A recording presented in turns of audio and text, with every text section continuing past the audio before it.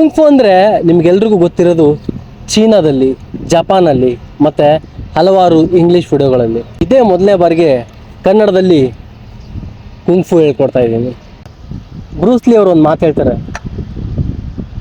Do not pray for an easy life, pray for a strength to endure a difficult one.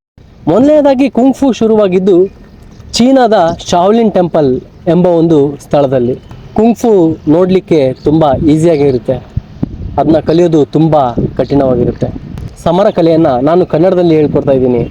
ಹಾಗಾಗಿ ಇವತ್ತೇ ನೀವು ಈ ಚಾನಲ್ಗೆ subscribe ಮಾಡಿಲ್ಲ ಅಂದರೆ ಕೂಡಲೇ ಸಬ್ಸ್ಕ್ರೈಬ್ ಮಾಡಿ ಅಂತ ಹೇಳಿ. ಪ್ರತಿ ಸಾರಿನೂ ನಾನು ಒಂದೊಂದು ವಿಡಿಯೋದಲ್ಲಿ ಕೆಲವೊಂದು ಸ್ಕಿಲ್ಸ್ಗಳನ್ನು ನಿಮಗೆ ಕಳಿಸ್ತಾ ಹೋಗ್ತೀನಿ. ಯಾವುದೇ ಚೀನಾ ಕುಂಫು ಮಾರ್ಷಲ್ ಆರ್ಟಿಸ್ಟ್ ಕಡಿಮೆ ಇರದೇನೆ ನೀವು ಕೂಡ ಕುಂಫುನ ಕಲಿಬೋದು.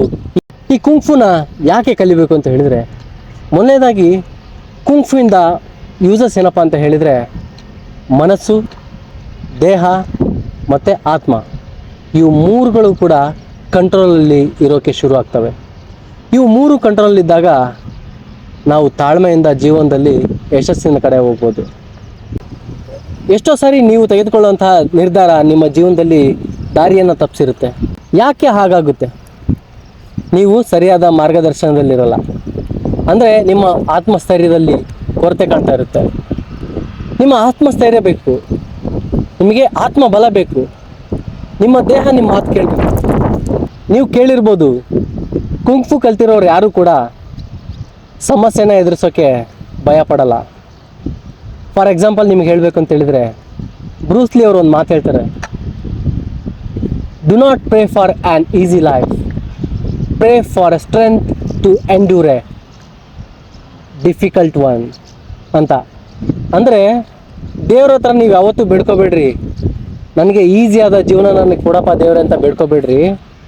ಆದರೆ ನನಗೇನೇ ಕಷ್ಟ ಬಂದ್ರೂ ಅದನ್ನ ಎದುರಿಸೋ ಶಕ್ತಿ ಕೊಡು ಅಂತ ಬೇಡ್ಕೊಳ್ರಿ ಅಂತ.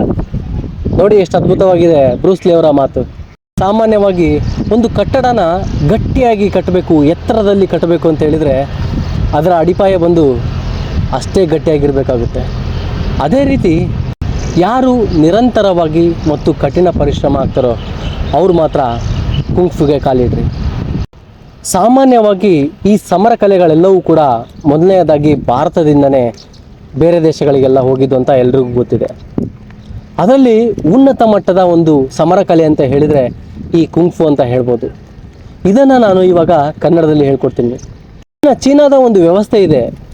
ಪ್ರತಿ ಒಂದು ಮನೆಗೆ ಸಾಮಾನ್ಯವಾಗಿ 4 ಜನ ಇದ್ದರು ಅಂತ ಹೇಳಿದರೆ ಅದರಲ್ಲಿ 3 ಮನೆಗೆ ಮತ್ತೊಬ್ಬ ಸನ್ಯಾಸತ್ವಕ್ಕೆ. ಈ ರೂಲ್ಸ್ ಪ್ರಕಾರ ಶಾವ್ಲಿನ್ ಟೆಂಪಲ್ಗೆ ಒಬ್ಬ ಮಗುವನ್ನು ಸೇರಿಸ್ತಾರೆ.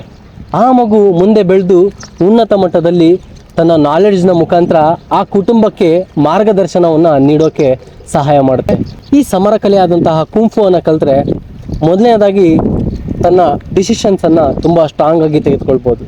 ಮತ್ತು ಯಾವಾಗಲೂ ಕೂಡ ಆತ್ಮಸ್ಥೈರ್ಯ ಗಟ್ಟಿಯಾಗಿರುತ್ತೆ. ಇದರ ಜೊತೆಗೆ ಯಾವುದು ಸರಿ, ಯಾವುದು ತಪ್ಪು, ಯಾವುದನ್ನು ಮಾಡಬೇಕು, ಯಾವುದನ್ನು ಮಾಡಬಾರ್ದು ಅಂತ ಆ ಮಗುವಿಗೆ ತಾನಾಗೆ ತಿಳಿಯುತ್ತಾ ಹೋಗುತ್ತೆ. ಕುಂಫು ಅಂದರೆ ಕೇವಲ ಸಮರ ಕಲೆ ಅಲ್ಲ.